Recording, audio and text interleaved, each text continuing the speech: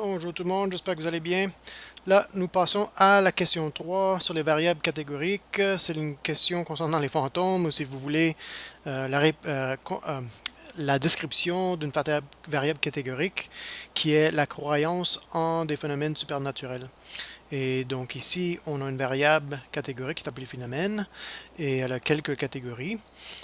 Ici, par exemple, on a 50% des 1012 adultes qui ont dit oui, ils croient dans la guérison psychique. Et 50% qui croient en la perception extrasensorielle et ainsi de suite. Ici, nous avons des catégories qui ne sont pas mutuellement exclusives, donc on ne peut pas utiliser un diagramme à secteur, parce que pour utiliser un diagramme à secteur, on va supposer que le diagramme en entier va représenter 100% et que c'est divisé dans des morceaux disjoints. Okay?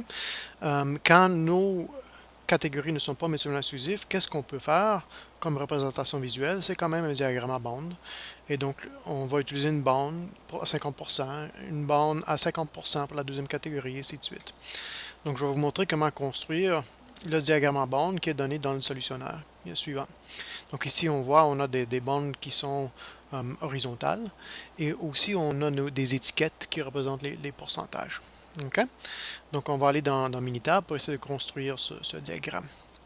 Donc j'ai déjà rempli à la main j'ai mis des valeurs, donc les catégories dans la première colonne.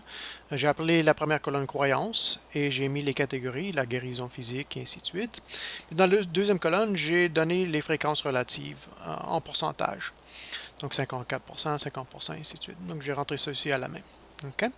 Ensuite, je vais aller dans Graph. Je vais aller dans Bar Chart. Donc je vais sélectionner Bar Chart.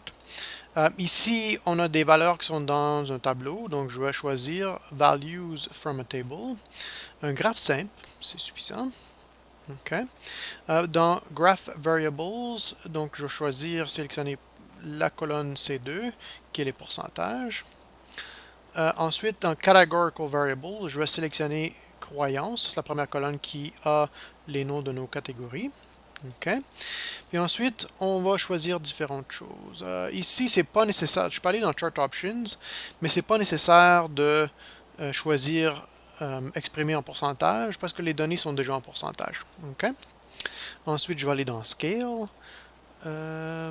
Ici, Transpose Value and Category Scales. OK. Donc ça va donner des bandes horizontales.